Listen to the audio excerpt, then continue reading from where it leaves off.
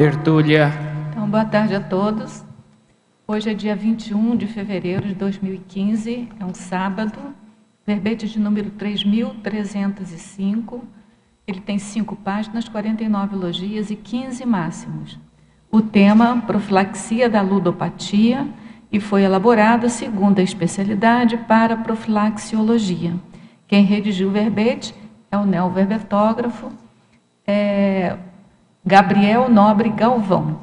O Gabriel Nobre Galvão, ele é brasileiro, natural de Fortaleza, Ceará.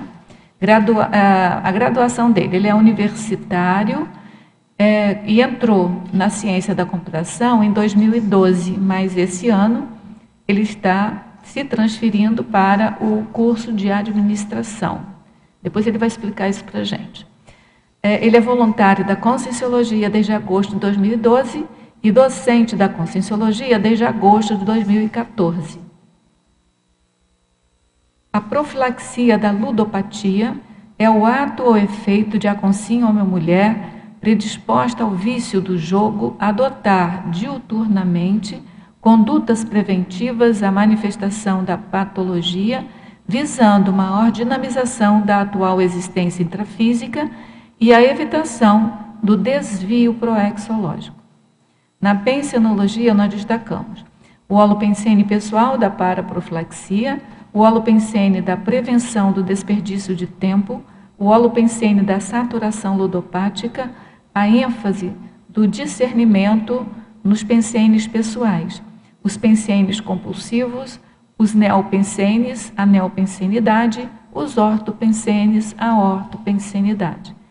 Na fatologia, a organização da agenda diária favorecendo rotinas saudáveis, a autenticidade consciencial, as recins lúcidas, o autoinvestimento na proexis, a atenção às autocorrupções e aos desvios proexológicos, a aplicação dos talentos mentais somáticos, a anulação das autocorrupções e autossabotagens, a escolha pela diversão sadia, a opção pelo autodesassédio, a GESCOM, a escrita de verbetes, a recusa da autoexposição à sorte, as amizades positivas, as amizades intermissivas e a dupla evolutiva.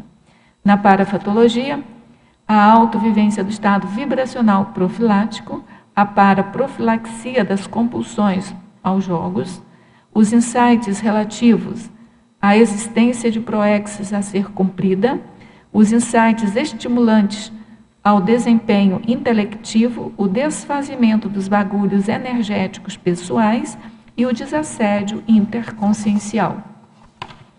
A gente chama atenção na argumentologia do parágrafo terapeuticologia, no qual ele lista aí, numa listagem não numerada, numa listagem horizontal, alguns itens que fazem parte, como sugestão da terapeuticologia da ludopatia.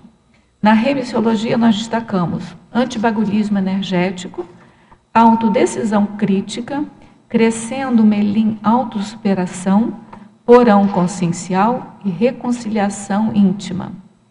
A profilaxia da ludopatia fundamenta-se na recim lúcida da consciência predisposta ao vício do jogo, oportunizando um novo patamar evolutivo mais homeostático, tarístico e pacificado.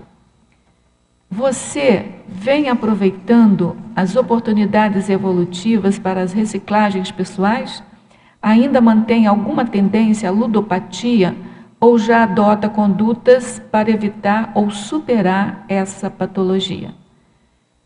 Na bibliografia específica, ele contribui com uma fonte de referência e na webgrafia, o Gabriel coloca 3 fontes de referência.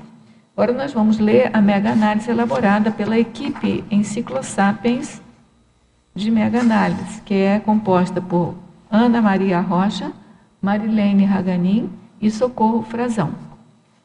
Prevenção, autocrítica, autotares, rechaço, jogatina. Vontade, evolução, mega foco, recim, vício. jogos, hobbies, decidologia, proexologia, desassediologia, holopensenologia, autopesquisologia, discernimentologia, para-reurbanologia e para-profilaxiologia. Gabriel, a pergunta clássica: por que você decidiu fazer esse verbete e, durante a elaboração do verbete, que ocorrências aconteceram, né? E se houve alguma mudança substancial assim na sua decisão, ou se já estava firmada já a decisão de profilaxia com a ludopatia?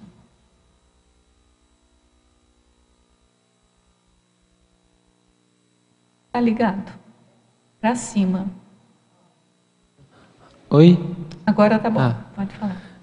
Esse verbete, a ideia dele começou em 2012, para eu desenvolver esse verbete.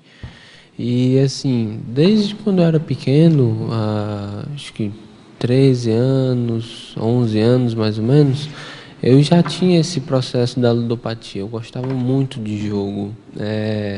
E o interessante é que no meu processo evolutivo até agora, eu sempre pela mesologia, sempre foi colocado alguns limites em relação ao jogo. Eu não tinha o melhor computador, eu não tinha o melhor acesso à internet, então o processo pela mesologia, eu não tinha os melhores equipamentos para fortalecer esse processo ludopático. E assim, eu comecei a escrever esse verbete e ao mesmo tempo eu entrei na faculdade de ciência da computação e uma das coisas que eu observo bastante é que esse pessoal que é da ciência da computação, ou que é mais voltado para exatas, tem os dois pés metidos com esse processo do lúdico, de jogar, entendeu? Da ludopatia. O pessoal trata como normal, mas assim, não é. E eu estava dentro desse Holopensene e me veio a condição para me fazer. E até um processo de reciclagem que eu não aguentava também mais ficar jogando o dia todo. Satura, né? Chega um ponto que satura. Saturou. E aí eu tinha que escrever. E eu estava nesse Holopensene e, assim, era eu escrevendo aqui fora da faculdade o verbete e levando a minha psicosfera com o verbete e, assim, pelo processo extrafísico, questionando a ação de cada um ali ainda no processo de ludopatia. E o interessante é que quando eu entrava dentro da faculdade, depois do meu primeiro ano da faculdade, que eu até fui bem no meu primeiro ano, mas no segundo ano eu comecei a sentir muito contrafluxo quanto à faculdade. E o que acontecia? Eu entrava na faculdade e já entrava cansado, exausto. E eu não conseguia levar muito bem, não conseguia prestar atenção nas aulas e tudo mais. E aí, quando eu saía da faculdade, eu conseguia fazer tudo tranquilamente, normal. Interessante, né? Interessante, né? A condição extrafísica também. E, assim, eu acabei optando por sair. Eu perdi algumas cadeiras dentro da faculdade de ciência da computação. Mas ganhou tua vida, né? Isso que e importa. aí eu optei por sair disso daí, porque não dá, eu ainda não conseguia sustentar aquele Holopensene de ser profilático quanto aos meus companheiros ali, que eram praticamente todos tinham esse processo. Então era o que? Eram uns 30, 40 que eu mexia todo dia que tinha o processo da ludopatia. E eu era o único que estava fazendo processo de reciclagem. Então o contrafluxo para mim, às vezes eu respirava fundo. E aí o que aconteceu? O melhor mesmo foi eu mudar. E o voluntariado me ajudou muito nisso, porque eu não sabia em qual área que eu ia mudar, entendeu? E aí eu voluntariando desenvolvi uma oficina lá pro voluntariado, para ajudar a instituição e tudo mais. E aí nisso daí eu descobri a administração, o quanto que eu tenho de potencial dentro disso daí. E assim, fiz essa mudança.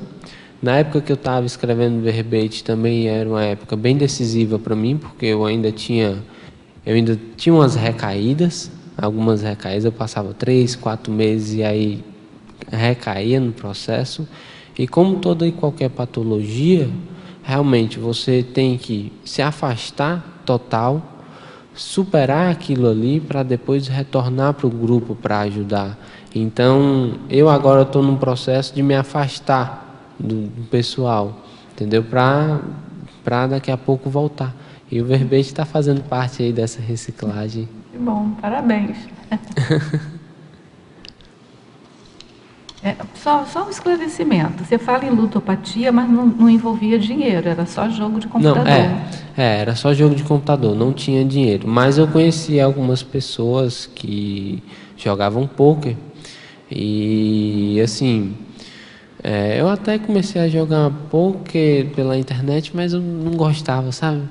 Não era nem apostado, eram aqueles jogos que tem no Facebook, não sei o quê. E aí eu joguei umas 2, 3 semanas para entender como é que era o negócio, mas não gostei não. Mas assim, eu fui desde o carteado, conheci pessoas no carteado até os jogos virtuais, então, assim... Mas é sempre na brincadeira, sem envolver dinheiro. Nunca envolveu dinheiro, era sempre na brincadeira. Menos mal. A gente tem aqui, até para quem estiver interessado e aprofundar mais, a gente estava conversando antes da tertúlia, né? Que o verbete da remissiologia número 5, Crescendo Melim, Autossuperação, é do verbetógrafo Valfrido dos Santos, que é um outro exemplo de superação também da ludopatia. Para quem estiver interessado, pode procurar assistir também a tertúlia dele. Agora vamos desenvolver essa agora, né, Gabriel? Estrangeirismologia, página 41. Quais dicas para a evitação do videogame viciante, tão aliciante para a nossa juventude incauta? Quais são as dicas? Bom, primeira coisa, você tem que ver que a condição de cada consciência ela é única. Não dá para repetir a mesma bula de remédio de um para o outro. Então começa por aí. Uma das coisas que sempre foi me colocado, que assim, pela mesologia mesmo, que meus pais são conscienciólogos, estudam, e aí o que acontece? Eles guardavam dinheiro, optavam por guardar dinheiro para investir em cursos. Eu também sempre gostei dos cursos da conscienciologia, ou seja, eu podia fazer 2 opções, ou investia R$1.000 em um computador novo, sei lá, ou investia num curso. E eu preferi o curso do que o computador, ainda bem. Pensa, eu estou ouvindo você falar aí, eu penso que a maior dica para evitar um videogame, a ludopatia, é fazer um curso intermissivo antes, né? Porque se vier com um curso intermissivo é a maior profilaxia. Porque, ajuda. Um garoto, né, praticamente, né? Agora ele preferir fazer um curso da conscienciologia ao invés de comprar um computador novo, é um bom curso intermissivo. Assim, eu sempre preferi, então eu nunca tinha, até mesmo, eu nunca tive o melhor computador, então assim, uma das coisas que pode ser feita é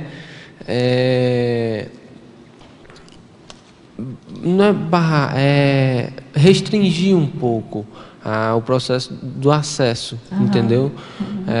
Não ter o melhor computador, o melhor negócio. Sim, entendeu? Mas aí isso é parte dos pais ou a própria pessoa pode fazer? Depende da idade. Depende da idade, né? Porque se a pessoa não tem condição financeira, aí entra o processo dos pais. Assim, pela ludopatia, você não abre a mão do garoto ficar jogando. E acho que é um processo um pouco de desconhecimento pelos pais, de que eles preferem que os filhos estejam em casa do que no meio da rua. Eu já sou um pouco contrário a isso, porque eles estando em casa, eles vão ter tempo suficiente para ficar jogando, para ficar brincando.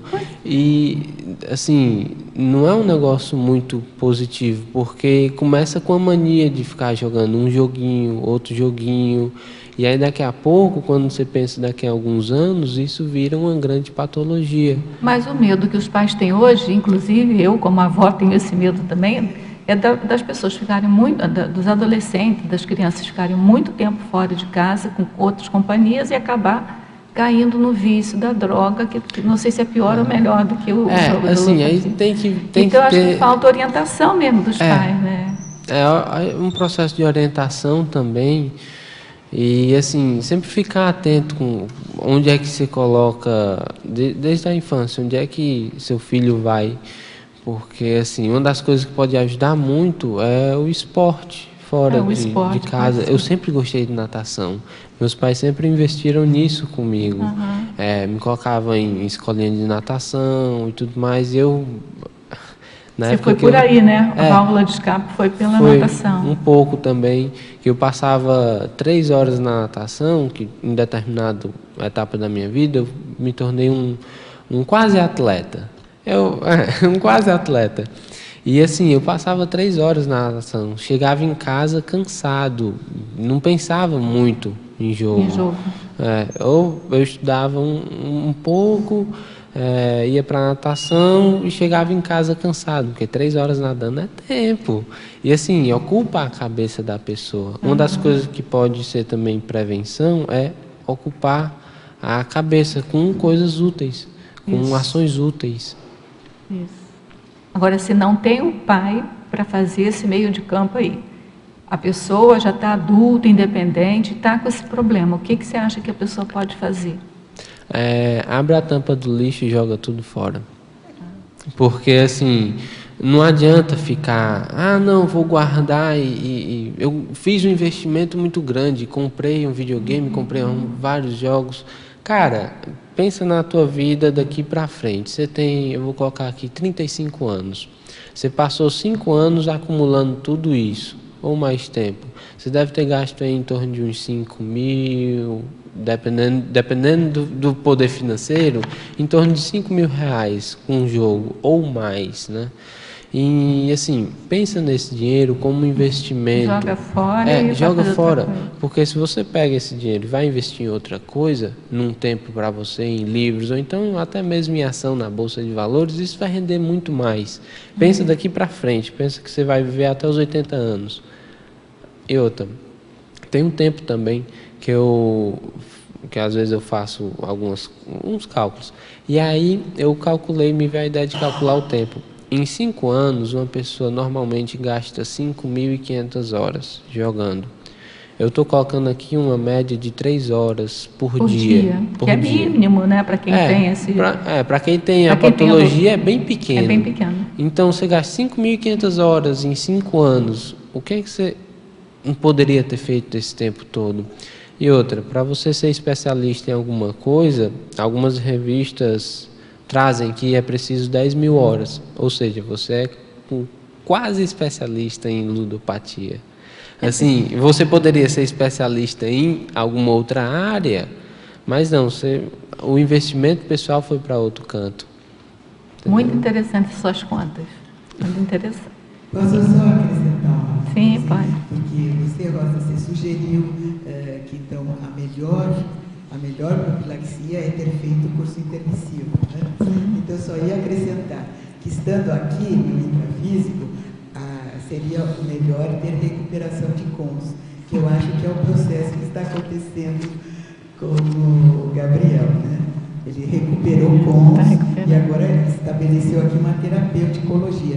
Mas nessa terapêutica também está essa recuperação. Senão ela não faz todo esse investimento, né, que ele está sugerindo. Mas essa dica que ele deu agora também é bem importante. Se a pessoa está nesse momento e toma conhecimento de que essas horas todas ele poderia estar se especializando numa coisa mais produtiva, que vai dar uma situação de vida para ele com maior tranquilidade, é jogar tudo fora. É o livro da Kátia Arakaki, né? Bagulho energético. Joga tudo no lixo. Porque não adianta você querer emendar uma coisa que está ruim. Tem que jogar no primeiro momento. Você falou isso bem. Joga no primeiro momento, afasta do povo no primeiro momento. Quando você tiver garantia, consolidado a recinha e a reciclagem, aí você pode voltar para ajudar. Enquanto você não tiver consolidado isso, não adianta. É ingenuidade, né? Você acaba recaindo no processo. É ingenuidade, Vamos lá, em pensenologia, página 41, segunda linha. Como funciona o holopensene da saturação ludopática? Bom, a saturação vem com o tempo, que eu acho que pelo processo da saturação, eu não acho que seria uma boa ideia, porque depois de tanto a pessoa fazer aquela ação, ela já vai estar assim, já não vai querer mais. Então, assim, pela saturação, eu diria que é mais o tempo, que ela vai jogando, e aí vai ter um tempo que ela não vai aguentar mais. E aí isso daí dá a saturação, dá o holopensene da saturação, no caso. Então, assim, tá aqui, mas não é um dos melhores, porque você ainda demora muito para se saturar. No meu caso, eu demorei aí uns 7 anos só nessa vida para saturar do processo de ludopatia, que eu comecei com uns 11 anos de idade. Então, assim, foi tempo. Se eu tivesse feito um processo de recinha, autopesquisa, acho que duraria uns 4 anos. Então, a saturação não é o melhor caminho, mas acontece. Você disse que a pessoa vai enjoar no jogo, né? A pessoa tanto jogar, mas ela já desenvolveu uma sinapse naquilo, né? Ela já começa a criar processos internos de recompensa e sináptico quase. Ela cria quase uma espécie de um vício neuronial. Seria isso? Assim, como é que você vê isso? A questão do aspecto neuronial. O que é que acontece? Existe no processo do cérebro a neuroplasticidade, que é a condição dos neurônios sempre se adaptarem a novas sinapses. E isso acontece em qualquer idade. Isso daí que eu estava lendo, isso pode ocorrer em qualquer idade, é só a pessoa treinar. Então, assim, é claro que com o tempo, aquela transmissão sináptica tem uma maior facilidade de acontecer e tem uma maior dificuldade de ser quebrada. Por isso que a pessoa precisa jogar tudo fora, porque se ela colocar nem que seja um pouquinho, se ela vê o holopensene de novo desse processo, ela pode voltar. Qualquer entendeu? ativação, qualquer estímulo ativa esses neurônios que já estão acostumados ali. Sim. Então não Até pode você ativar, não quebrar pode. esse processo, Você tá certinho, leva assim. tempo. E ela até saturou, mas ela enjoou, mas chega um dia que fala, eu estou meio chateado, acho que eu vou jogar aquele joguinho. E o que é que acontece? Às vezes está na internet aquele jogo, né? Então é um hábito mesmo de disciplina mental que você tem que ter. Né? E o que é que acontece? Hoje em dia, com o processo dos jogos virtuais, para ela saturar vai levar mais tempo, porque você tem um acesso muito grande a vários jogos. Eu enjoei desse jogo essa semana aqui, vou jogar, eu tenho mais 50, uma lista de 50 jogos para jogar. Você sabe qual é o problema que eu vejo de saturação, assim, que vai ser mais difícil, porque a saturação muitas vezes vem pelo contato com outras pessoas, por causa do exemplarismo. Então, por exemplo, no colégio, na faculdade, você está vendo um que está indo para frente, sempre tem um que vai para frente, e se você mantém naquela situação. Só que na ludopatia você fica muito sozinho em casa no computador. Nem tanto, é mais ou menos esse processo da solidão. É mais ou menos isso, eu acho que fica mais isolado ali naquela mais questão. Ou menos. Fica todo mundo disputando a mesma coisa, entendeu? No caso da solidão, é uma solidão real, certo? Porque realmente você fica sozinho no quarto. Mas não é uma solidão virtual, porque você tem lá o Skype para entrar em contato com os amigos, aí junta todo mundo para jogar aquele jogo virtualmente. Mas é isso que eu estou falando, você não encontra, é mais do mesmo, você não encontra não tem essa vivência de encontrar alguém sim, que entendi. tenha um exemplo diferente de você. É. É aquele grupo ali. É verdade. Entendeu? Para sair desse loop, seria difícil. Na verdade, esse é o processo da baratrosfera. Você fica preso ali na baratrosfera porque é todo mundo muito igual. Então, é preciso de entrar um lá para resgatar, para poder ver uma coisa diferente. É o mito do Platão também, né? Da caverna. O mito da alegoria da caverna. Entendeu? Fica todo mundo ali. Então, fica pensando só aquela coisa ali. Então, é preciso de um chegar ali, tirar, mostrar uma realidade diferente para você ter.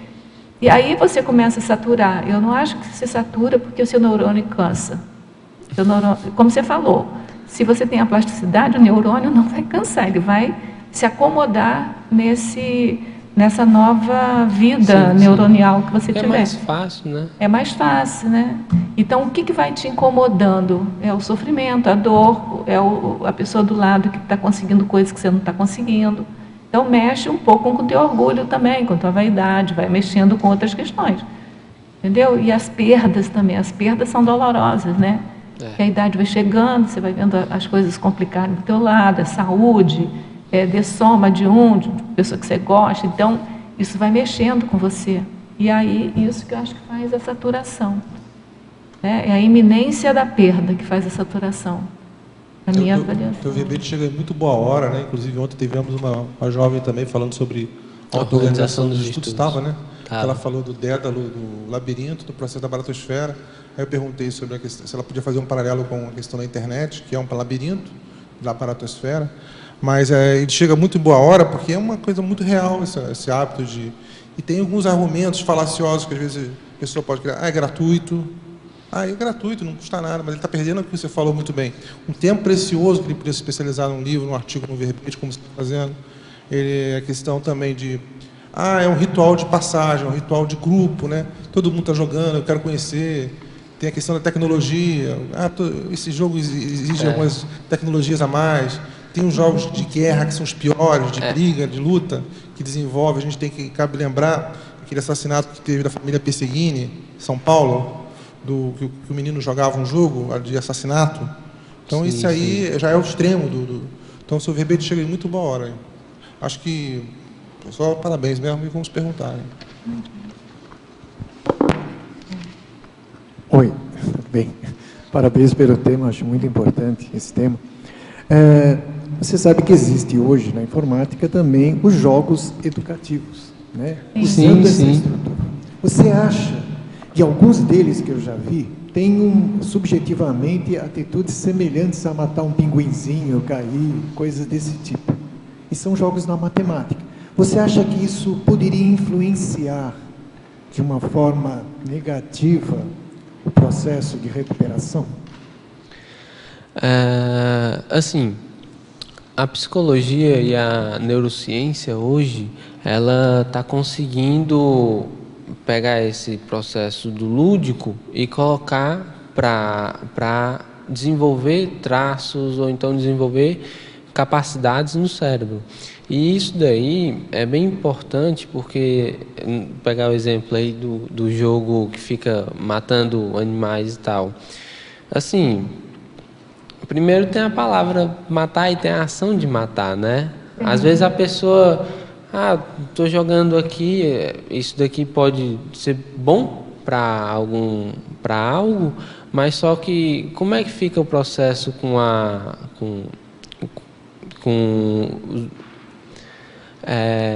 eu esqueci aqui agora. Como é que fica o processo com os animais assim de agressão mesmo? Preservação de agressão, entendeu? E outra, isso daí pode ir causando no subconsciente um processo assim de agressão que vai levando e um dia estoura isso daí. Então tem que pensar bem, não olhar alguns jogos. Tem vários jogos que eu já vi e tem até na webgrafia que é o Lumosity. Ele é muito bem positivo, eu utilizo, eu gosto dele. E assim, eles são jogos para desenvolver algumas capacidades cerebrais e que não tem o processo de agressão. É mais memória, é associação de ideias rápidas. Então, assim, é bem legal ele e não tem esse processo aí. Ao contrário, ele desenvolve o cérebro ao invés de formatar o cérebro, né? É isso mesmo. Mas eu estava pensando exatamente nessa questão de que a gente usa muito jogo com criança, né? Mas eu acho que a escola e os pais também, eu acho que devem usar enquanto as crianças são crianças, mas à medida que elas vão crescendo, eu acho que vai tendo que mudar.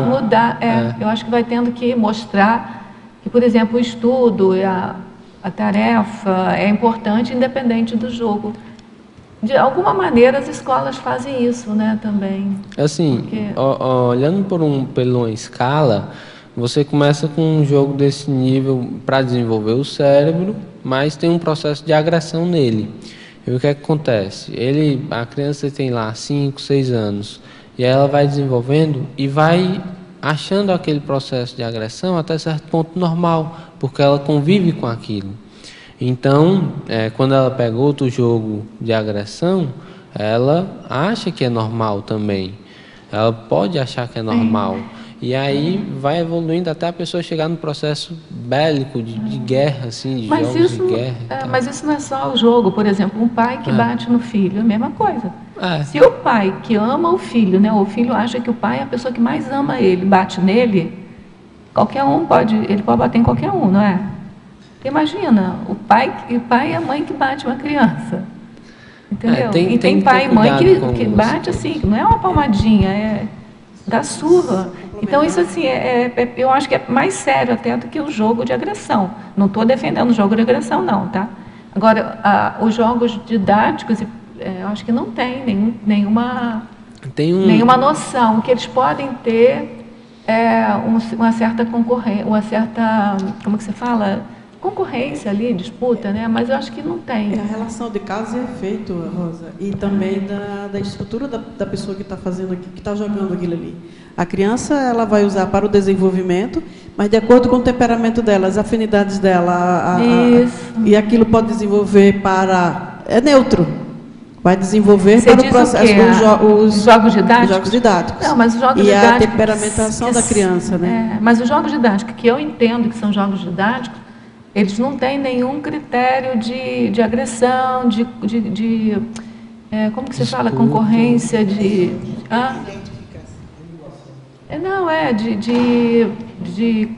disputa com o colega, não tem, eles são concorrentes. Eu estou te falando isso porque, por exemplo, eu trabalhei muito tempo com educação matemática, então a gente levava material concreto para a sala de aula, a gente considera jogo didático, né? Mas assim, é para formar, por exemplo, unidade, dezena. Então, assim, era um grupo fazendo tudo junto, não tinha um contra o outro, entendeu? Sim. Aquilo era para criar novas sinapses a partir do material concreto que a criança precisa. Coisa concreta para poder ter noção de número, ter noção... Eu estou falando da minha área, mas em todas as áreas tem isso, né? Mas ele também deu um exemplo daqueles jogos que estimulam o matar do pintinho, o matar de uma possibilidade de estímulo ou não para uma criança. Então, não é a intencionalidade do estímulo que vai fazer um estímulo para esse efeito, entende?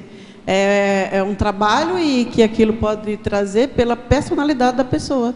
Aquilo ali ser não necessariamente para aquilo, mas sim, a pessoa pode não, o jogo em si pode não ter estímulo nenhum, mas a pessoa assim, ela devido ao processo da minha filha, mas contra a humanidade não tem.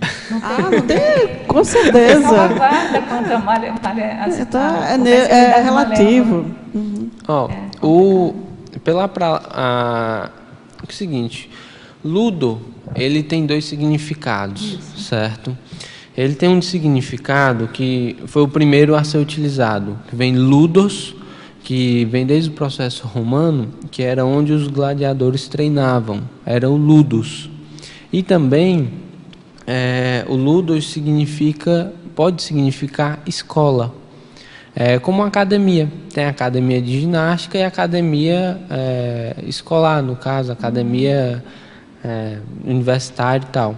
Isso daí tem uma correlação com a frase mente sã e corpo sã, entendeu? Então, num local você deixava o seu corpo, trabalhava o seu corpo, no outro local você trabalhava a mente. Então, o lúdico, o ludus, no caso, ele vai trabalhar esses dois aspectos, a mente e o corpo também. E uma das coisas que pode ter muito aqui, que ele trabalha também outros dois aspectos, que são a parte patológica e a parte positiva. Ele sempre, o lúdico sempre vai ter a parte positiva dele, porque assim, primeiro que tem um princípio básico, que no caso é um atributo básico do mental soma, que é a imaginística, o processo da imaginação. E para ter a imaginação, você precisa ter ali um processo lúdico de pensar, de imaginar. Uma criança precisa desenvolver isso daí de forma saudável. Então, há um contraponto entre o que é realmente patológico e o que não é patológico. Então, tem que se pensar bastante e diferenciar um do outro. Porque nem todo lúdico é bom e nem todo lúdico também é ruim. Há um contraponto aí. É verdade. Um assunto que gera bastante polêmica quando você fala em jogos são os defensores que dizem que o jogo em si traz habilidades, que a pessoa desenvolve coordenação mão-olho e criam várias e várias argumentos furados, falaciosos para tentar defender mesmo assim. Sem levar em conta também o quanto que você contribui com o holopensene bélico quando você gasta 3 horas ou mais diariamente doando energia para esse holopensene. Então, assim, a pessoa falta completamente o discernimento entre o que é a prioridade na própria vida. E ela tenta defender esse jogo por motivos próprios de prazer. O que você diria para uma pessoa que tem esse problema? Seguinte,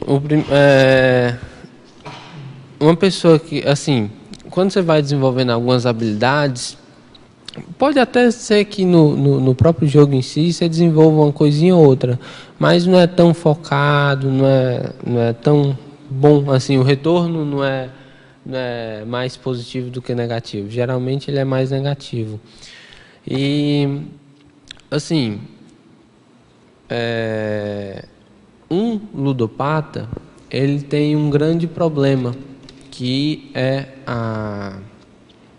manter o pensene, manter o pensene e não ficar pensando em várias coisas ao mesmo tempo. Algumas pessoas confundem muito pensar em várias coisas e confundem pensar em várias coisas em dispersão. Um ludopata desenvolve excelentemente a dispersão. Coloca ele no laboratório, na técnica de mobilidade física vídeo, ele não dá 15 minutos, ele quer sair correndo. Entendeu? Então, assim,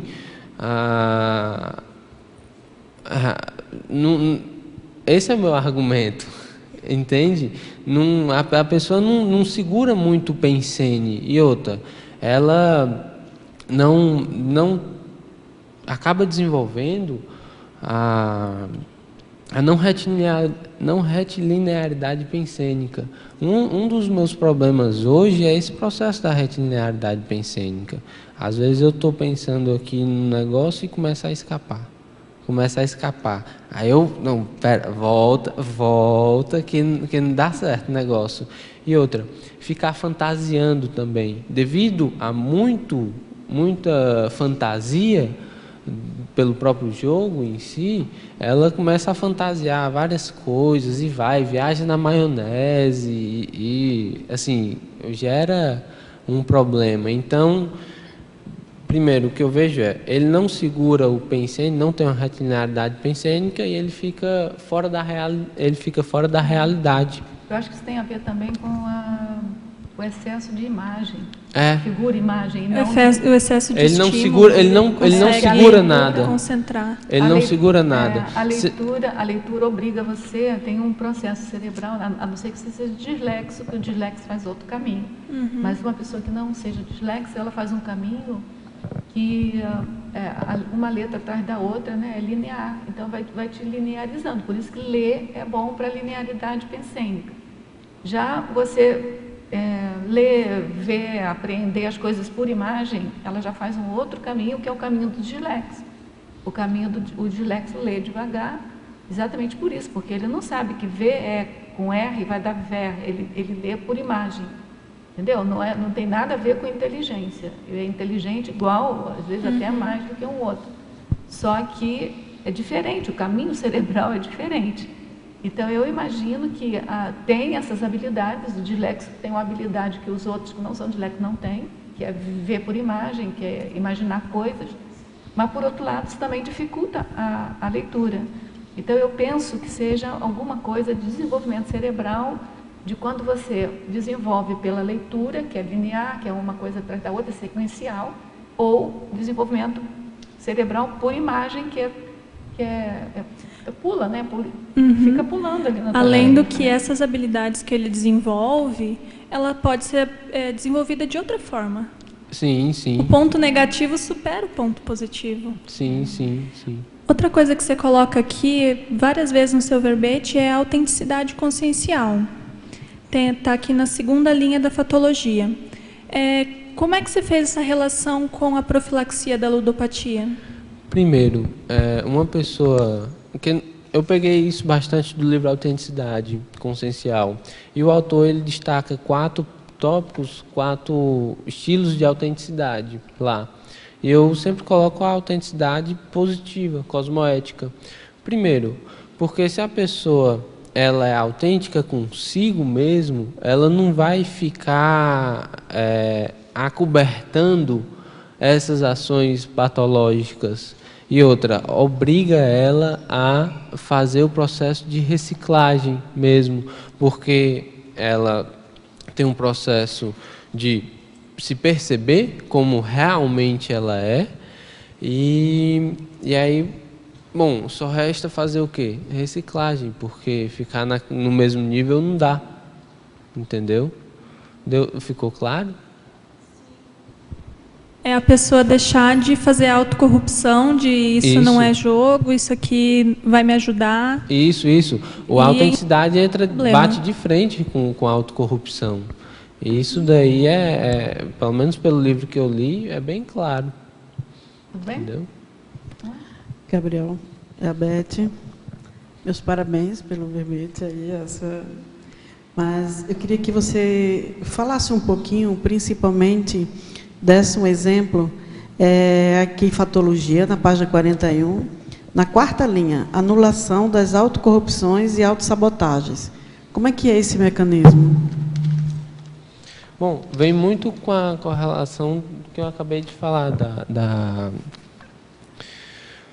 da autenticidade. Porque o que acontece? Quando a pessoa não é tão autêntica consigo, ela aceita a autocorrupção. Ela aceita e está tudo tranquilo. Então, assim, para mostrar que ela está errada, ela vai criar um de argumento falacioso, dizendo, não, isso aqui está certo, isso aqui é bom, isso aqui é o meu hobby, é o meu passatempo. O que é que você vai fazer, né? Não dá para fazer muita coisa. Então, uma das coisas que tem que ser feita realmente é a autopesquisa fundamentada ali na cosmoética e na autenticidade de como realmente você é, de como você vê. E outra, quando você expõe um problema, não é expor a público para gritar, mas quando você expõe um problema com um amigo, fica bem mais fácil de ver a solução daquilo, entende? Então... Quer falar? Gostaria só de complementar o debate que está ocorrendo sobre a questão de que tipo de jogos. Me pareceu que todo tipo de jogo é errado, não está certo, eu discordo. Em relação aos jogos bélicos, com certeza, não vale nem um minuto o tempo gasto com isso, crianças, adultos, enfim. Mas há jogos não só educacionais, mas também há jogos terapêuticos. Às vezes, para você atingir, entrar em contato com um psicólogo, com uma criança, você precisa ter um bonequinho lá, o bonequinho, esse aqui é o papai, esse aqui é a mamãe, como é que está em casa. Então, há esse outro viés dos jogos, né? Em relação a qualquer jogo, ficar 1 ou 2 horas assim, há jogos que não são bélicos, por exemplo, simuladores. Há excelentes simuladores de voo, onde pilotos aprendem ali do que aprender na vida real. Sim, isso aí é melhor. Agora, a questão da apatia que envolve é a questão se isso está gerando sofrimento para si ou para as pessoas em torno, que daí vai entrar a questão do DSM-5. O DSM-4 trazia a ludopatia relacionada à compulsão dos jogos, carteado e apostas. No DSM-5 agora chegou também a questão do vício de jogos por internet, ou jogos de computador, diferenciando um diagnóstico de outro, né, tanto para a psiquiatria quanto para a psicologia. Então, eu vejo que só complementando esse debate de jogos, né, há simuladores excelentes de fazendas, de cidades, de voos, né, e esse outro viés da... Agora, antes da gente, do indivíduo chegar lá no DS5, lá do vício, é melhor não entrar, né? Sim, é aquela questão, está gerando sofrimento, né, para si, para a família. Mas até gerar sofrimento para si, para a família, né? Então, o ideal é não entrar mesmo, né? Claro. Quando eu comecei eu falei um pouco aqui do processo da palavra ludos, eu expliquei que tem a conotação, tem esses dois lados no lúdico, e até um processo de mental soma que realmente é bom você desenvolver numa criança o processo lúdico, porque cria a imaginação. Como é que vai vir as coisas de ponta sem imaginação, sem a par imaginação, entendeu? Então, tem esse contraponto que já foi colocado também. Tem uma pergunta aqui sobre o efeito, na página 42, primeira linha. O que é o efeito Rosenthal? O efeito Rosenthal. Ele também é chamado de efeito Pigmaleão, pelo menos pelo que eu pesquisei, certo? Efeito? Pigmaleão. Pigmaleão. Ele tem esses dois nomes. Aonde eu procurava, sempre tinha a mesma correlação. E o efeito Rosenthal, ele foi feito um trabalho dentro da escola, vou explicar mais ou menos aqui. Foi feito um trabalho na escola, onde eles pegaram 2 turmas. Numa turma, um professor, ele sempre colocava o traço positivo para cima. Em outra turma, o professor colocava o traço negativo, sempre falando do traço negativo. E o que é que se notou durante um tempo? Que começou uma disparidade entre as 2 turmas, começou uma diferença entre as 2 turmas. Que sempre era colocado para cima, melhorou o nível de atenção, melhorou as notas, o rendimento. Que era colocado para baixo, começou a piorar com tudo. E aí o que é que eu coloco do efeito Rosenthal? Que, assim, como é que você vê as tuas ações, ou então os resultados das tuas ações, certo? Você vê de forma positiva, você vê de forma negativa. Quando você vai analisar algo que você já fez, você realmente coloca todos os pontos positivos daquilo ali, todos os pontos negativos. E, assim, o interessante é que até certo ponto eu tinha um pouco esse efeito Rosenthal, que eu colocava muito o negativo e deixava o positivo de lado. E aí eu entrava no processo de vitimização, entendeu? Então tem que ter cuidado com isso daí.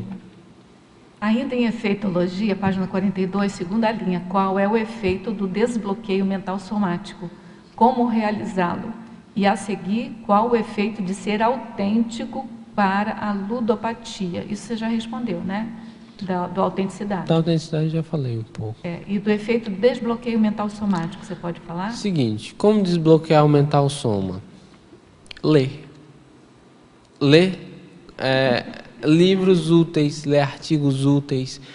Isso daqui pelo processo da leitura, né? Mas pela energia, fazer o EV e fazer o circuito coronofronto-chacral ajuda bastante. Que como é que é esse... O EV, acho que todo mundo já sabe, é mais tranquilo. Qualquer coisa, pesquisa na internet. Já o circuito é o seguinte: você exterioriza pelo frontochakra, que é um chakra que tem aqui na frente, e absorve pelo coronochakra, fazendo um circuito.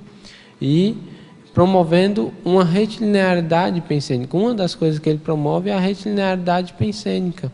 Isso ajuda bastante na hora da leitura. Então, como melhorar aí o processo mental soma? É ler e trabalhar as energias. Não tem milagre, né? E qualquer coisa, praticar um hobby positivo onde você trabalha o seu soma. Sempre ajuda também.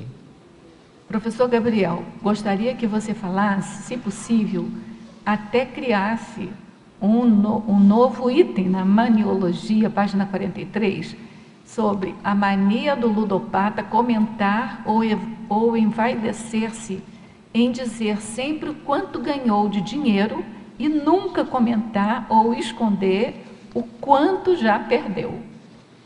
A pessoa só diz o que ganha, o que perde não diz. Essa é a mania. Você pode comentar isso? Seguinte, essa mania também do ganho e da perda, isso tem muito a ver com a arrogância da pessoa e o quanto que ela vê de si, o quanto que ela quer assim, colocar que ela é o melhor. E assim, a arrogância tem muito a ver com isso, de só falar o que ganhou, porque ela não quer mostrar que ela tem seus pontos fracos também, que ela tenha os seus horários de perca também. Então, assim, olha lá no fundo, porque geralmente uma pessoa, quando começa a falar muito das suas vitórias, ela deve ter um currículo de derrotas, que é uma coisa. Porque para você aprender a ganhar, você rala muito, e perde muito. Isso aí. Pode ir? Pode. Em Paradoxologia, página 43, primeira linha, poderia comentar o paradoxo do ludopata generoso? E também gostaria de acrescentar, pois temos em nosso país, deve ser país, um mega ludopata que é tratado como rei, mas que nos bastidores esconde mais arrecadação do que doação. Bom, enfim, responde o que o paradoxo do ludopata generoso. Seguinte, como é que uma pessoa que joga bastante, acumula riquezas, no caso, quando é apostado, ou tem esses jogos, os gamers virtuais, onde você mata pessoas, e fala em ajudar, seja de qual forma for, no voluntariado, ajudar com doações. Como é que no momento ele está ganhando dinheiro para si, guardando para si, ou ele está matando ali, construindo, destruindo, e no outro momento ele fala que é bom que o mundo tivesse mais ajuda, ou então que as pessoas ajudassem mais. Como é que fica isso daí? Entendeu? Professor Gabriel, Ciclologia, página 42, primeira linha, poderia comentar o ciclo pensênio patológico, mudança de bloco pensênico e pensênios sadios? Seguinte, com o tempo, tudo que a gente desenvolve com o tempo começa a desenvolver uma forma holopensênica. O que é essa forma holopensênica? É quando você vai mexer num determinado assunto ou numa determinada situação e vem aquele conjunto de pensênios referentes àquilo. No caso, no meu quarto, formou uma forma holopensênica para ludopatia. Quando eu entrava no meu quarto, eu já sentia aquilo ali, já sentia o desejo de jogar. Então aquilo ali virou uma forma.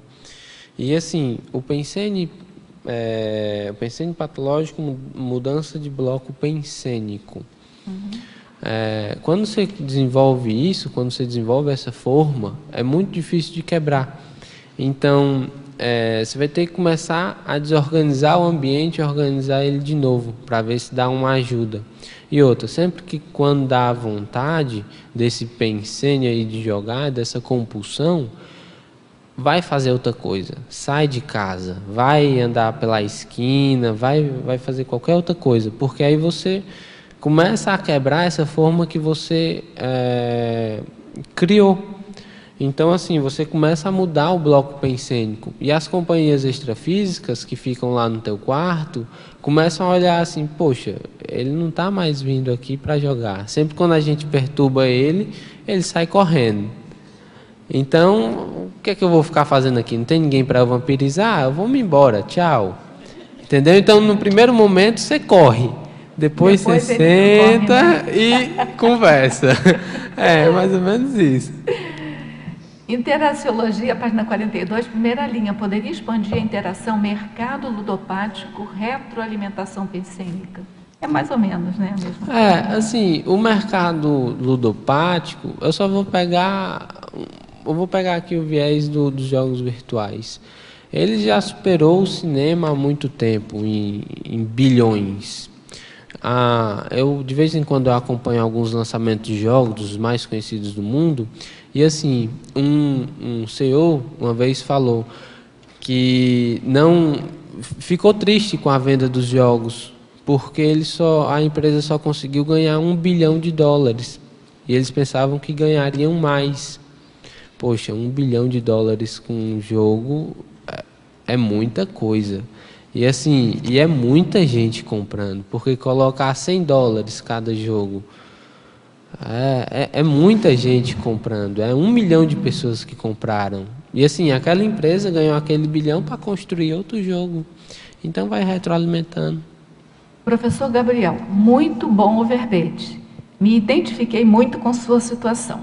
Nunca tive os aparelhos mais avançados desde a infância, me vejo inserido nesse holopensene. Comecei a cursar a ciência da computação, parece você falando, mas decidi mudar de curso devido a desmotivações. Agora estou na fase de buscar outra área. Aproveitando, gostaria que você comentasse sobre os esportes eletrônicos e a profissionalização de jogos online. Assim, eu não sei se você estava aqui no início, desde quando eu comecei a falar. Acho que estava. E, assim, é bem interessante que eu encontrei um outro viés para a universidade devido ao meu voluntariado dentro da conscienciologia. Por quê? Porque, assim, eu comecei a deixar de lado a universidade e aí eu comecei a dar mais atenção ao meu voluntariado, aonde eu estava atuando. E querendo fazer o melhor para aquilo ali, para aquele voluntariado. E aí eu desenvolvi uma oficinazinha, coisa pouca. E assim, foi daí que me veio o processo da administração. Então, pensa no seguinte, quais são as tuas áreas de atuação além da universidade? E desde pequeno, onde é que você se via, mais ou menos? Quais são os teus traços positivos que você pode utilizar? Uma das coisas que eu utilizei também para mudar para a administração foi um traço que eu tenho que eu considero até certo ponto positivo. Quer dizer, eu considero positivo. Acho bom. E assim,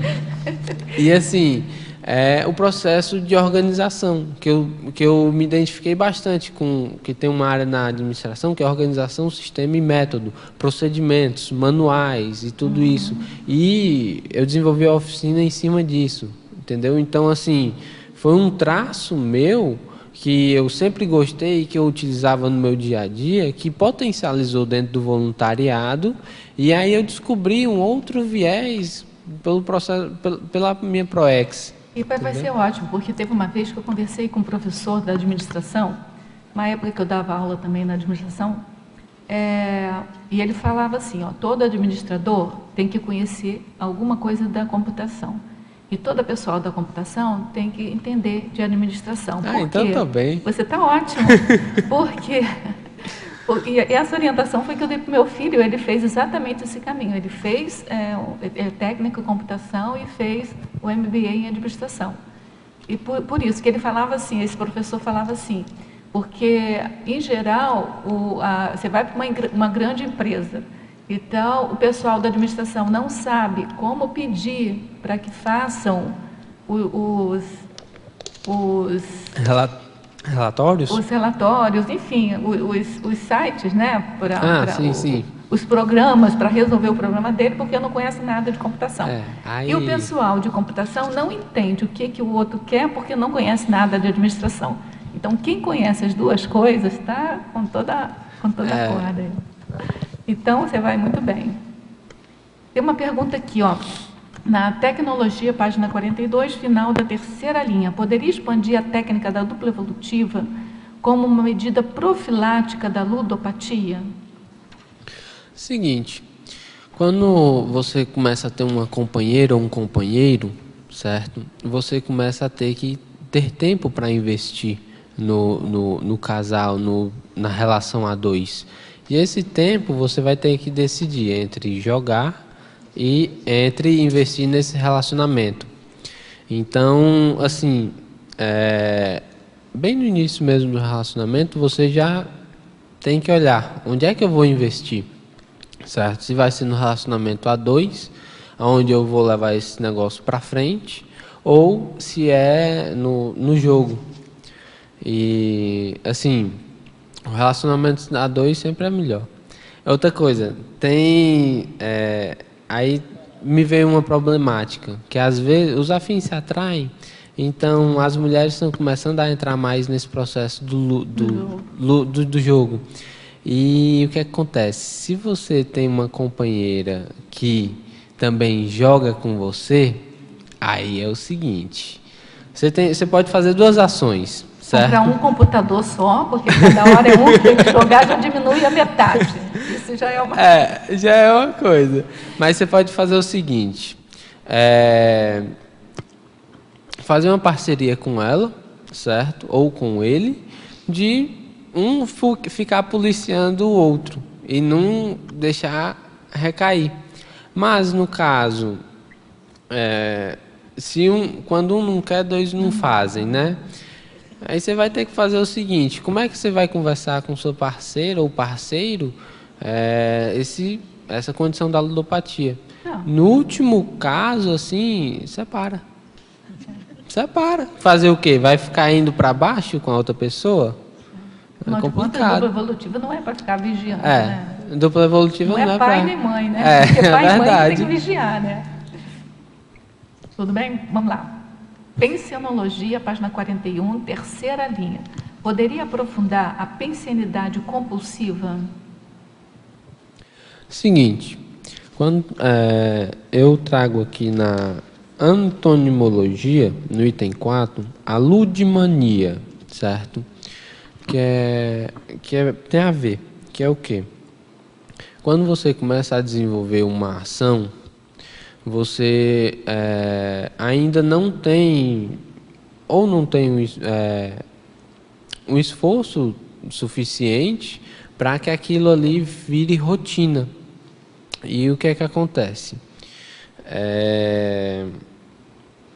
Quando para o pensene se tornar compulsivo, você tem que começar com uma mania, que é o que? A mania é uma prática repetitiva de algo, para depois se tornar uma patologia. Então, assim, quando você começa a perceber que aquele negócio está se repetindo muito, e você não está com um certo controle daquilo ali, fica atento. E outra, uma falácia que é muito utilizada por qualquer pessoa que tem um nível de patologia é: eu consigo controlar. Isso é uma mentira. Mentira. Agora, você tem na sua parafatologia a paraprofilaxia da compulsão aos jogos. Continuando isso que você está falando, o que é essa paraprofilaxia da compulsão dos jogos? Eu vejo muito pelo processo, na ludopatia eu vejo muito pelos grupos. Que assim, quando você está jogando, você não está jogando sozinho. E a paraprofilaxia é você evitar de ter aquela condição de qualquer forma. Sair de casa, acho que até certo ponto não ficar no quarto também, porque o quarto é um reforçador do pensene quando ele já está instalado. Mudar os móveis, mudar, trocar guarda-roupa de canto, mudar todo o quarto, fazer uma reforma no quarto, fazer uma pintura no quarto, dar um outro ar. Jogar coisas fora. Jogar coisas fora. Então, assim, isso daí tem a ver com a parafatologia que você falou também. Professor Gabriel, página 43, mitologia. O mito pessoal do grande jogador. Podia explicar melhor? Seguinte, no processo do jogo, há muita gente que joga, que quer chegar no topo e que quer ser reconhecido. Pelos gamers, pelos jogos de computadores, você tem um reconhecimento durante pouquíssimo tempo. Você chega no topo muito rápido e você cai do topo muito rápido, entendeu? Então, assim, hoje eu estou no topo do negócio. Hoje eu estou, assim, ganhei vários campeonatos internacionais e tal, aquele negócio todo. Mas você vai ser esquecido rápido, porque vai ter um outro que vai estar melhor. E como o processo do Pensene, até do bolsão do grupo, muda, tem uma característica de mudar muito rápido, você não tem uma retilinearidade pensênica, aquilo ali quebra, entendeu? A pessoa não se mantém lá em cima. E até em jogo de pôquer também, isso daí é muito relativo, porque se você perde 2 campeonatos internacionais, você já está fora do negócio. Se perder um campeonato, já está fora. Varia um pouco da sorte, né? Nos jogos. Também tem muito isso, a sorte, às vezes a equipe com que você está. Então, assim, você entra muito fácil lá no topo, mas também sai muito fácil lá do topo. Então, se você quer ser reconhecido, vá procurar outra coisa, porque pelo jogo você vai ser esquecido rápido. Certo, obrigada. Em efeitologia, página 42, segunda linha, poderia explicitar o efeito da ponderação crítica nas tarefas pessoais? Seguinte, ponderação é você colocar na balança o que é bom, o que não é bom, pelo básico, né? No caso, a ponderação,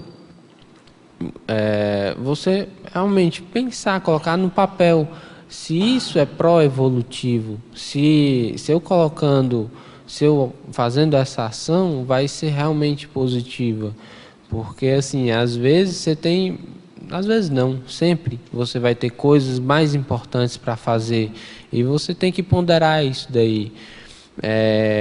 E outra coisa, nessa ponderação, coloca também um hobby produtivo, algo que você goste de fazer, porque quando começar a voltar esse processo do pensamento patológico, você vai lá para o hobby, vai dar uma leitura, vai andar, vai caminhar.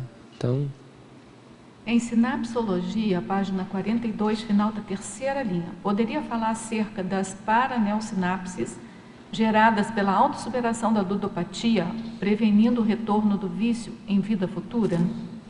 Seguinte, quando você faz uma reciclagem de algum traço, certo? Você, consequentemente, evita que aquilo ali volte. Quando você realmente faz uma reciclagem pontual, você evita que aquilo ali volta. E outra, para você fazer uma reciclagem, você tem que saber pelo menos o mínimo daquilo ali, daquele ambiente, para que você consiga superar.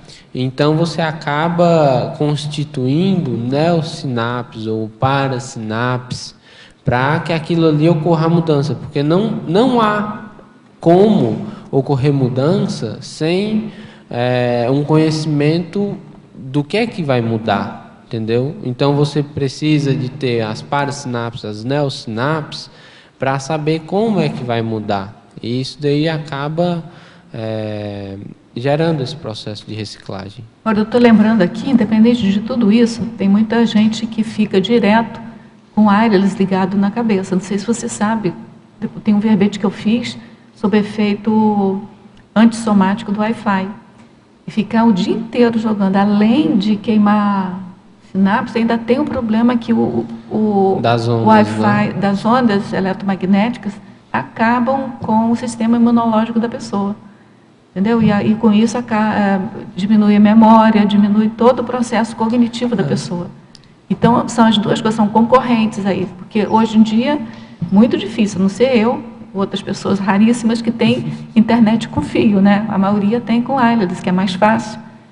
E isso é um problemão, entendeu? Botam na cabeça, assim, fica o dia inteiro com aquelas ondas ali, é terrível isso. Eu tenho algumas problemáticas que foram desenvolvidas ao longo do tempo, como esse processo da memória, da pouca leitura, que foi devido a esse processo do jogo também, e da internet, com o processo do Wi-Fi, tudo isso. E assim, realmente é perceptível algumas dificuldades que eu tenho atualmente devido ao jogo, dificuldades de concentração, de manter ali uma retilinearidade pensênica. Às vezes eu fico pulando muito de um canto. Você tinha o Wi-Fi perto da tua cabeça? Durante Você ficou mais de 4 anos? Não, um ano e pouco. Porque quem fica, assim, a média, pelo que eu li, que eu estudei, assim, porque tem um professor Valdo que ele fala os mega perigos dos efeitos imediatos. E essa questão do Wi-Fi, das ondas eletromagnéticas, é esse tipo de mega perigo dos efeitos imediatos. Não é você ficar meia hora e aconteceu, não. Se você ficar muito tempo exposto ali, no final, assim, de pouco tempo, quer dizer, no caso, ficar o dia inteiro não leva nem 5 anos, né? Mas, assim, a média a partir do terceiro, quarto, quinto ano, é que começam os efeitos a aparecerem. Então, mexe com toda a sua estrutura. Pode dar zumbido no ouvido, pode dar tonteira, vertigem, pode dar falha de memória. Aí o sistema imunológico vai diminuindo. E assim, o problema é que não é diretamente a causa e efeito, entendeu? É um complexo de problemas que você vai tendo que você não associa nada com nada. Quando você se dá por conta, você já está naquele emaranhado. É bem complicado. Acho que quem gosta de internet, procura na internet, que já tem muita informação a respeito. É claro que tem sempre aqueles que defendem, que dizem que não tem nada provado, né? Mas igual o amianto, igual o cigarro, que levou mais de 50 anos para provar que faz mal, coisa, né? Então, precisou cair 2 gerações para que provasse alguma coisa. Então, é muito sério. Vale a pena pensar sobre isso também. Eu me lembrei agora, veio assim na minha cabeça. Em Paradoxologia 43, página 43, poderia expandir o paradoxo do mental soma desenvolvido restringido pelo psicossoma doentio? Seguinte, a pessoa pode ser um gênio, a pessoa pode ser uma pessoa super intelectual, mas devido ao jogo, ele não desenvolve muito isso daí, o mental soma não desenvolve muito sua genialidade. O jogo traz muito o processo da emoção, do ganhar e do perder, e ficar naquela tensão, que às vezes muita gente gosta de ficar naquela adrenalina ali que o jogo gera. E assim, o psicossoma começa a restringir o mental soma. E a pessoa pode ser um gênio ali, veio com a genialidade fora de série, mas está desperdiçando tudo no jogo. E aí o que é que acontece? Às vezes os pais não olham, então a própria pessoa não se percebe que está nesse nível, devido à imersão que está nessa patologia. Mas se ele sai da patologia, passa 1 ano, 2 anos, ele começa a perceber o potencial que ele tem. A pergunta a seguir tem a ver com essa. Eu acho até que é a solução, que fala assim, olha, na fatologia, página 41, terceira linha, poderia comentar a aplicação dos talentos mentais somáticos? Então, não contrapõe lá? Porque a outra é o paradoxo, né? Do mental soma desenvolvido restringido pelo psicossoma doentio. Então, para você não deixar restringir, tem que fazer a aplicação dos talentos mentais somáticos. Isso mesmo. E tem que ficar sempre atento, porque qualquer jogo que você jogue, ele desenvolve em você um certo nível de adrenalina que você fica com aquilo ali, você acha o máximo, porque você não sai da cadeira e tem uma adrenalina ali do suspense, o que é que vai acontecer, como é que vai ser o negócio, e aí você vai deixando ser levado pelo psicossoma. A outra pergunta dele é na parafatologia, página 41, segunda linha de baixo para cima. Poderia aprofundar os insights estimulantes ao desempenho intelectivo? E aí ele complementa. Ontem mesmo, na hora do trabalho energético, numa palestra gratuita conscienciológica, recebi mais um insight para provável tema verbetável. No meu laptop já existem 300. Só farei o curso verbetografia após passar no vestibular de medicina. Então, antes de você perguntar, eu vou aproveitar isso daqui e vou fazer a divulgação do programa Verbetografia. A gente deseja para ele passe logo nesse vestibular, né? Ou então, sei lá, tira um pedacinho, uma faixinha do tempo aí para fazer o verbete. Se fizer o programa Verbetografia, no máximo 5 horas por semana ele precisa, né? Porque são 2 horas para assistir às aulas. 5 horas por semana é pouco. É assim, pouco, né? Para quem está fazendo um vestibular, pode fazer até por lazer, né? Um hobby, como se fosse um descanso dos estudos isso. de medicina. Em 3 meses ele já está com o verbete pronto, pelo menos um deles, né? Pelo menos um dos 300. Um dos 300, já diminui, né? Já melhorou. Então, e aí a gente convida todos vocês que estão aqui também, quem está nos ouvindo. O nosso programa Verbetografia EAD vai começar na próxima quinta-feira agora. Ele tem aulas online, às quintas-feiras à noite, de 7h30 até as 9h30 da noite, para a gente tirar a dúvida e para discutir o material de trabalho, a elaboração dos verbetes de vocês. E, durante a semana, são mais 2 horas de aula que a gente disponibiliza gravadas. Na verdade, não são nem 2 horas, é uma média, a gente faz uma média, mas às vezes tem semana que não dá 1 hora, tem semana que dá 1h30 de aula gravada, para vocês assistirem. É mais do ponto de vista de conteúdo, explicando como é que funciona, como é que faz cada uma daquelas sessões. E aí você, ao mesmo tempo que está ouvindo, você já está com papel, com lápis, para já captar todas as ideias para preencher o teu verbete, né?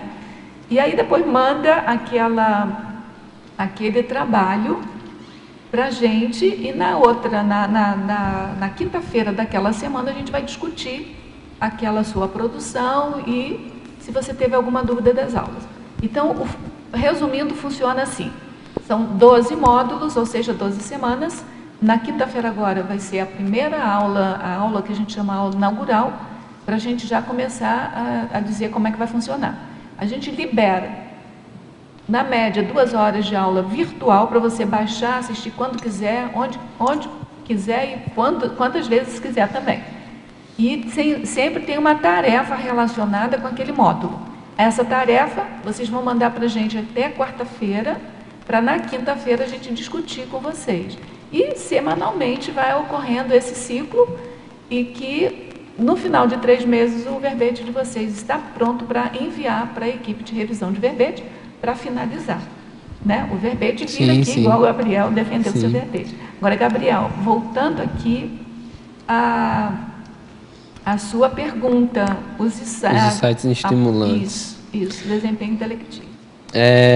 Seguinte, todo mundo tem ideia, todo mundo pelo menos deve ter uma ideia na semana. Acho que isso daí assim, eu acho que isso daí é bem pouco até. Mas todo mundo tem ideia de alguma coisa, ou então recebe um insight, recebe algo para fazer, para realizar. Então, assim, se você pega essas ideias e começa a desenvolver, você não vai ter tempo para jogar. Você não vai ter tempo você não vai ter tempo para perder. Você vai estar desenvolvendo a ideia. No caso aí, ele tem 300 ideias para desenvolver. Então, assim, é muita ideia. E é bom começar logo, viu?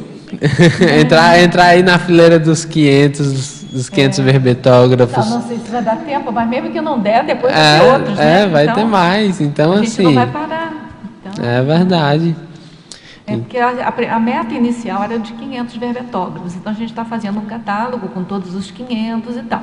Mas não tem problema, gente. Se não der para entrar nesses 500, a ideia é fazer anualmente novo catálogo com os verbetógrafos do ano. Então, não vai ter problema, né? O ideal é fazer verbete, né? E o mais importante de tudo não é entrar no catálogo, não é entrar nos 500, é entrar na enciclopédia e fazer o revezamento grupal, né? Sim, então, a gente entra nesse bolo, vai ser mais fácil da gente se manter junto no próxima vida. Não é isso? É isso que é o mais importante. Tá certo? Eu estava só acrescentando neste grupo, não nesse bolo. Nesse povo? Nesse grupo. Você falou bolo. Nesse bolo? Você falou nesse bolo de gente. É um bolo de gente. Vamos por as individualidades. Então, é nesse grupo. Grupão. Professor Gabriel, nas férias eu sempre jogo um jogo assim com minha família, meu pai, meu primo, a gente fica quase todo dia jogando o mesmo jogo. Esse vício, assim, é ludopatia? É o seguinte, você tem que ver se ele vai para o teu dia a dia em geral, entendeu? Se ele sai das férias e começa a entrar no período de aula, se começa a entrar no período do fim de semana, é bom ficar atento, entendeu? E outra, nas tuas férias tu pode estar otimizando aí muita coisa, até porque você tem o quê? 13, 14? 13, né? Você pode estar otimizando aí, fazendo laboratório, fazendo trabalho bioenergético, colando aí no pé dos EPICONs aí. Você pode estar otimizando aí tua evolução e muito, entendeu? Você pode construir um verbete das tuas experiências, de como é o processo de entrar na Conscienciologia desde novo. Vocês três aí, que estão juntinhos aí, os três podem estar desenvolvendo um negócio desse, bem legal. Certo, obrigada, então. Professor Gabriel, Fobiologia, página 43, poderia relacionar a fobia de perder o atual grupo de convivência com o tema do verbete? Quando eu estava construindo esse verbete, eu tive que abrir mão de várias coisas, principalmente do meu grupo, onde eu estava. E assim, eu não gostava muito da ideia, porque eu só tinha esse grupo e o grupo de voluntariado da Intercamp. Então, assim, como é que ia ser? Entendeu? Eu ia ficar só com os grupos de amigos da Intercamp e tudo mais. Não dá muito certo, porque o pessoal lá já tem uma idade um pouquinho mais acima da minha. E o que é que acontece? Olha, um pouquinho acima da dele é um elogio para todos vocês, para mim, se eu estivesse lá. E assim, o que é que acontece? Se você realmente pensa no teu processo evolutivo e você realmente pensa em ajudar teus colegas, é bom você... Na verdade, você não vai perder ninguém. Você só vai se afastar durante um tempo para depois retornar para ajudar todo aquele pessoal que você olha assim. Então, na evolução, ninguém perde ninguém. Só se afasta um tempinho para melhorar e depois volta para resgatar esse povo. Então, assim, procura amizades mais sadias. Procurar amizades mais sadias mesmo, não tem muito o que falar.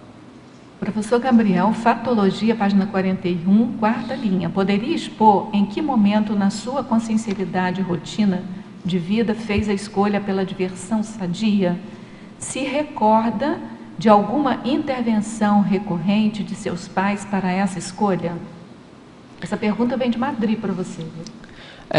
Assim, meus pais, eles sempre me deixaram bem à vontade para fazer as minhas escolhas. Quando eram escolhas cosmoéticas, eles estavam do lado. Quando eram escolhas mais anticosmoéticas, eles nem colocavam o dedo. Então, assim, eles me deixavam sempre mais livres. E o que é que acontece? eu comecei quando estava nesse processo mudando, eu comecei a procurar algum hobby que eu gostasse, mudar para alguma coisa. E me caiu nas minhas mãos o Lumosity, que está na Webgrafia, que eu acho um site bem bacana, que eu utilizo ele. E assim, eu substituí o jogo patológico pelo jogo pró-evolutivo, porque ele trabalha muito Você chama isso de jogo ou é atividade? Não, é mais uma atividade, são atividades, não é bem jogo, entendeu? Ele é mais atividade mesmo, porque ele trabalha, ele vai atuar em 5 partes do teu cérebro. Né?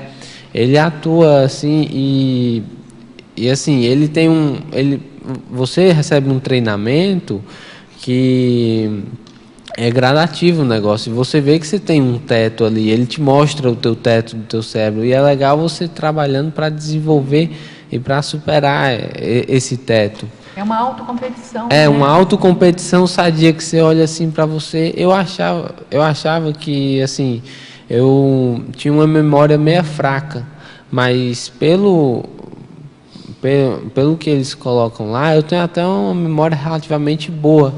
A minha velocidade de raciocínio é que não é tão boa assim, é um pouquinho devagar. Mas só que aí, eu depois pesquisando, fazendo um pouco de autopesquisa, eu percebi que realmente tinha a ver algumas coisas que eles falavam. Então, achei bem interessante. Professor Gabriel, qual foi o momento existencial da sua tomada de decisão pela profilaxia do jogo patológico? Quando eu percebi que estava perdendo a ProEx. Poderia falar sobre o paradoxo do jogo de xadrez, sendo um jogo de origem de estratégias militares, ajudar em módulos de inteligência, principalmente o lógico-matemático? Assim, o xadrez, ele é meio que um paradoxo mesmo. É meio complicado de se falar de xadrez, se ele é patológico ou não. Mas pelo processo bélico, que ressalta isso, realmente, por isso daí ele não é legal, entendeu? Mas pelo processo de raciocínio e de cosmovisão que você tem que ter, porque para ser um bom jogador de xadrez, você não tem que saber só os seus próximos 5 passos. Você tem que saber um conjunto de todos os passos, de todas as peças que possivelmente pode ocorrer. Então você vai ampliando um pouquinho mais a tua cosmovisão, vai deixando de ser muito míope para pouco míope. Agora é bem bom lembrar agora que o raciocínio lógico matemático não é só de jogo de xadrez. Não é. Uma leitura. Isso, concatenação de ideias. As pessoas acham que é só esses jogos de estratégia, ou então só matemática, eles desenvolvem o raciocínio lógico matemático. Não tem nada a ver com a matemática em si. O raciocínio lógico matemático é uma atividade mental de relação de diferença e semelhança. Então, na hora que você vai ler um texto, que você vai ver o sujeito, o predicado, né? O objeto direto, você já está fazendo relação de semelhança e diferença. Você está vendo relação de causa e efeito. Então, você já está desenvolvendo o raciocínio lógico matemático. A questão é pensar sobre o que está lendo. Porque também ler por ler também não adianta, né? Então, buscar a coerência, buscar a coesão do texto que está lendo, do texto que está escrevendo, isso tudo desenvolve o raciocínio lógico-matemático. Acho que é bom frisar isso, porque... você como matemática... Só é claro que a matemática desenvolve o raciocínio lógico-matemático, mas não é só ela, não é privilégio só da matemática, entendeu? É qualquer atividade que você fizer, que começar a distinguir diferença, semelhança, comparação, análise, síntese, enfim, relação de causa e efeito, em qualquer área que você se predispor a raciocinar, você está trabalhando o raciocínio lógico-matemático, né? Continuando aqui. Paradoxologia, de novo. Mas esse aqui você já falou, que é o paradoxo do mental soma desenvolvido e restringido pelo psicossoma doentio, né? Mas aí ele tem um complemento, que você pode falar sobre o complemento. um intermissivista pode ter sua proexis prejudicada pelo psicossoma doente? Pode. Uma das causas que, até assim, relembrando a pergunta anterior, qual foi a minha motivação de fazer isso daí? É que eu percebi que estava perdendo minha proexis e comecei a entrar no processo de melim por causa do jogo. E eu não queria esse negócio para mim. Então, ou é muda ou muda. Então, ou vai para um processo melhorzinho, mental somático, onde você pensa um pouco mais, ou vai ficar lá nas emoções e vivendo de emoções. Não está em fase terminal, né? Está só doente, né? Está só doentezinho assim, precisando de um tratamento, coisa pouca. Mas assim, todos nós que estamos aqui nessa lenha, né? De vir ressomado, dessomar, ressomar é para consertar as patologias do psicossoma. A hora que não precisar mais de consertar, de resolver nenhum problema psicossomático, a gente vai virar CL. Então, não tem que ficar avexado da gente ter alguma patologia do psicossoma. Tem que arregaçar as mangas, como o Gabriel está fazendo, e fazer reciclagem, né, Gabriel? Professor Gabriel, para a patologia, página 41, segunda linha, poderia comentar a sua experiência no contato com o amparo extrafísico de função? É bem interessante isso daqui, que quando eu estava bem imerso no porão, e que meu porão até tem tudo a ver com a ludopatia, assim, eu fui fazer um curso pela Intercamp, que é o Laboratório Grupal de Serenologia, e tem uma atividade de projeção logo no primeiro dia, que é para entrar em contato com o amparo e tudo mais. E isso daí me marcou bastante, porque o que acontece? Eu fiz a atividade e o que é que eu relatei? Que eu não tinha percebido muita coisa, parecia que estava indo para um lado e para o outro, não conseguia fixar em nada e tudo mais. E aí uma das professoras, que no caso a Beth aqui, ela me falou o seguinte, me fez pensar, será que essa condição não é do teu amparador tentando entrar em contato contigo e tu se estribuchando todinho e não deixando entrar em contato? Entendeu? Então, assim, isso me despertou. Terrível isso, né? O amparador está ali do lado, mas você está se debatendo, né? E fazendo uma força que você não deixa ele chegar perto. E aí eu fiquei, eita, não é que é mesmo? Eita! Aí, assim, fazer o quê, né?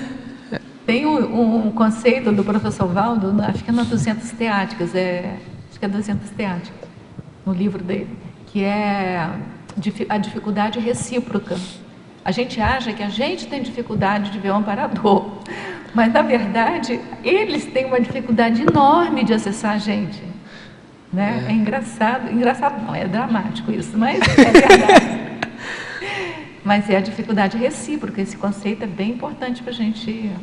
Isso que você contou é dificuldade recíproca, né? Eles estavam lá querendo. É o 50-50 que ele fala, né? Eu vou 50%. Você tem que ficar 50%, ele também, não é só não dá ele, nem só você.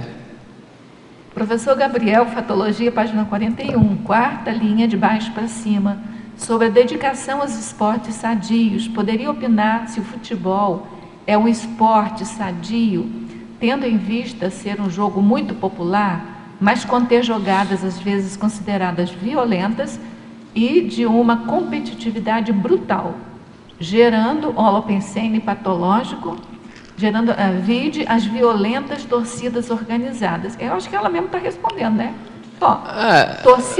Violentas torcida organizada, holopensene patológico, jogadas violentas.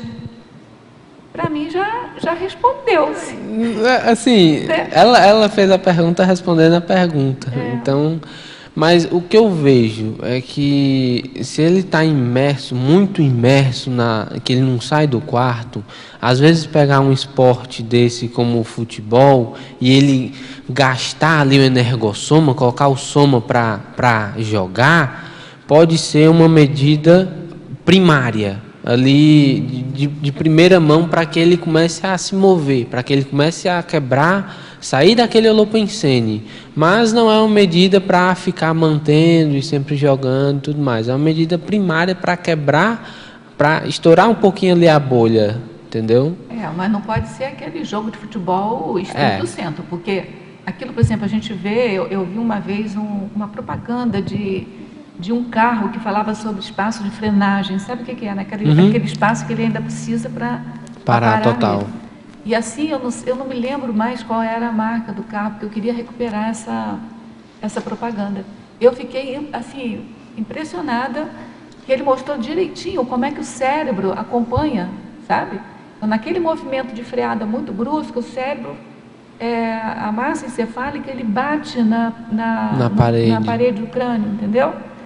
E aí o problema do futebol é exatamente quando você dá aquela cabeçada, é pior ainda do que esse movimento do espaço de frenagem quando você freia um carro muito rápido, né? Porque ali é a força da gravidade, né, no freio, que você vai e bate. Agora, na bola, você imagina aquela bola que vem numa velocidade terrível e você pega a tua cabecinha e pá! Aquilo ali estraçalha, o cérebro fica ali pipocando dentro da caixa craniana. Então, eu penso que, eu acho que a tua vida foi melhor, que você foi para a natação. É um esporte menos... É o menos impactante que tem, eu acho. A não ser que seja pelada, né? Porque eu não sei se aqui fala também pelada. Lá no Rio a gente fala pelada, aquele joguinho assim de... Aquele jogo na areia e tal, que bate só a bola no peito, não tem nada de muita cabeça. Mas eu acho que futebol, tem que ver. Eu acho que pode ser trocado por outra coisa, eu acho. Né? Algum outro esporte, pode ser. Professor Gabriel, Sindromologia, página 43, terceira linha. Poderia falar sobre o descarte da síndrome do infantilismo? Vivemos uma época na qual existe um maior infantilismo nos adultos. Para quem é ludopata, uma solução pode ser fazer o curso superior de tecnologia em jogos digitais, unindo o útil ao agradável e sendo profissional de jogos eletrônicos? Não. Por quê? Porque você vai continuar no mesmo holopensene, ali do jogo eletrônico, não sei o que. E para sair, você tem que fazer outra coisa. Você pode continuar na área da computação, porque é muito abrangente, tem muita coisa. Tem uma área que eu adoro na computação, que é banco de dados. E rede de sensores sem fio, no caso Wi-Fi. Eu estou repensando essa área, mas eu gosto muito dessa área. Você pode descobrir uma tecnologia alternativa que não faça tão mal, porque pode ser também, né? A gente já tem notícia que é possível, só que eles não querem, não tem interesse de fazer. Porque celular é uma coisa mais popular que existe, né? As pessoas já vivem mais sem celular, não sabem o mal que faz aquilo, porque é tudo ondas de micro-ondas, tanto o Wi-Fi quanto o celular. Telefone sem fio é a mesma coisa. Então, assim, mas que tem alternativa, sempre tem, né? Então, quando descobrirem que faz mal mesmo, quando ficar constatado que faz mal, eles vão descobrir um caminho. Por que não descobre agora, né? Assim... Aí você pode ser um cientista que vai salvar a humanidade, vai. Falando também um pouco da síndrome do infantilismo, que quando você fica muito no imaginístico, na imaginação, no virtual, você acaba deixando o real de lado. Ou seja, você não foca no que realmente é, no que realmente a vida é, no que verdadeiramente ela proporciona. Então você pode continuar ali, aquela pessoa com 30 anos morando com os pais, isso daí dá problema. A pessoa chega nos 40 anos ainda. Então, assim, tem que ver. Entendeu? O infantilismo na adultidade tem que ficar bem atento isso daí. Uma das coisas boas é dar um pé na bunda, coloca para fora de casa, porque aí a pessoa vai ter que crescer de qualquer jeito. Então, assim, e aí, né? Pode ser uma saída, pode ser.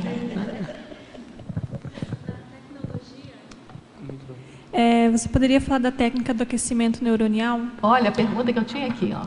Eu estava com vontade de perguntar, eu não estava vendo porque eu a estava pergunta lendo vir. aqui, por isso que você captou a minha pergunta aqui. Vou pegar essa pergunta. Seguinte, a técnica do aquecimento neuronial é uma técnica onde você vai trabalhar o teu cérebro para um estudo mais aprofundado.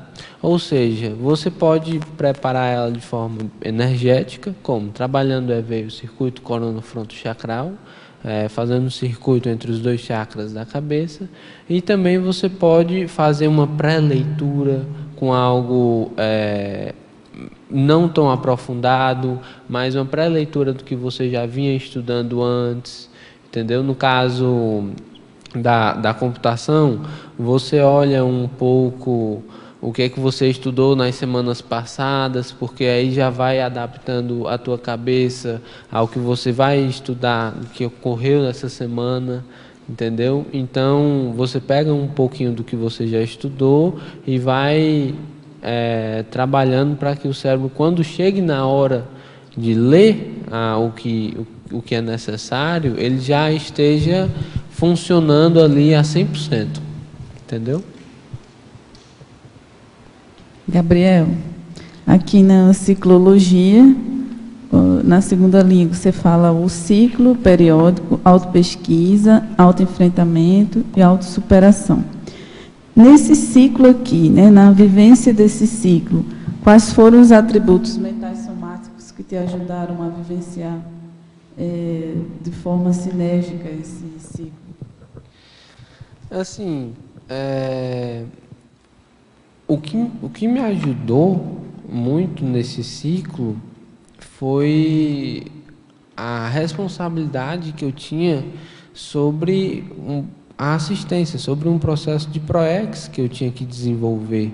Então, assim, essa autopesquisa, autoenfrentamento, eu preciso melhorar. Se eu quero fazer assistência, eu preciso melhorar, preciso reciclar para conseguir a autossuperação e, consequentemente, conseguir fazer a assistência. Então, uma das coisas que me movia bastante era a docência, era o processo de assistência mesmo dentro da Conscienciologia, e seja onde for o processo de assistência, de conseguir ajudar a outra pessoa. Isso foi o que me motivou bastante para fazer essa reciclagem. Tudo bem? Só bem rapidinho, porque você falou, né, pela sua apresentação, tem um grande processo, assim, um grande atributo da reflexão, também do discernimento aí, de saber fazer a escolha, né? Acho que foi bacana. Agora, sabe o que eu queria aproveitar, Gabriel, que além do programa Verbetografia, que a gente já falou, e o Cláudio vai depois falar também mais um pouco, aqui no CAEC tem um curso de leitura lúcida, que você já falou em várias vezes, né? Leitura para ajudar a organizar o pensamento. A gente já colocou várias questões aqui. E esse curso ele vai ser bom porque ele também, a proposta dele é otimizar a criticidade, a tecnicidade do pesquisador em relação às escolhas de leituras de diversificadas fontes. É um curso que pode ser feito todo em AD. São em 4 módulos, o primeiro e o último pode ser ou em AD ou presencial. Me parece que o último é presencial. Ele tem 94 aulas TED gravadas assim para as pessoas baixarem, tem preceptoria. É um curso que vai ser dado pelo CAEC. Então, as pessoas que estiverem interessadas de fazer, podem entrar em contato com o CAEC, né? O telefone é 3525-2652, código de área 45, e o endereço de e-mail é caec@caec.org. E agora a nossa última pergunta. Ao verbetógrafo, factologia, página 42, segunda linha. Favor ampliar a relação da autenticidade consciencial com a profilaxia da ludopatia. Eu sei que você já falou disso lá no iniciozinho da tertúlia, mas eu acho que é bom você encerrar a tertúlia falando sobre a autenticidade. Tá bom?